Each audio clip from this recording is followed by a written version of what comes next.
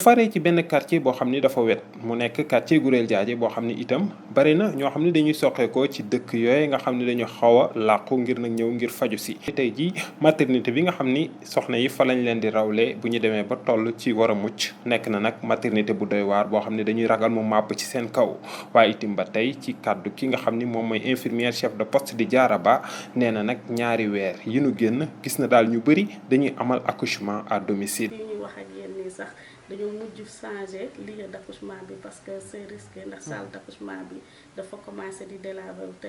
par mesure de prudence ak risque yi nga xamante ne moom mooy am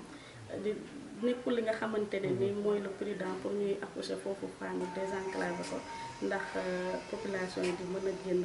surtout guddi accouchement yi ndax seetlu nañ les deux mois yi passé dañoo enregistré beaucoup d'accouchement domicile te loolu boo leen laajee enquête yi yëpp li ñu joxe mooy ñàkk moyen de transport ak ñàkk accessibilité ndax bu xasee ba guddi pour nga am loo indi fii ci poste bi day xaw a jafe. am nañ sage-femme ak infirmier mais infirmier bi rek moo logé du coup guddi infirmier bi rek mooy def accouchement yi ndax sage-femme bi logé wul fii nii ci biir poste bi. yeneen jafe-jafe yoo xam ne ñu ngi koy dund teewul daal ñi nga xam ni ñoom ñooy kuréel bi lëkkale ñi ànd ak feebaru suukar ñi koy wax antenne régionale diabétique daal di fay amal ay yëngu-yëngu ngir amal ay dépistage waaye itam ba tey ñaax askan wi nan la ñuy wattandikoo lenn ci feebar yi waaye nag nu mu mënte di demee partenaire bii di AMREF ak ASC bu Gurel Diadié daal dina xar seen tànk tubéy ba lépp loo xam ne ñu ngi ko fa doon amal ci wàllu yëngu-yëngu mu ñu daal di koy matale sëkk.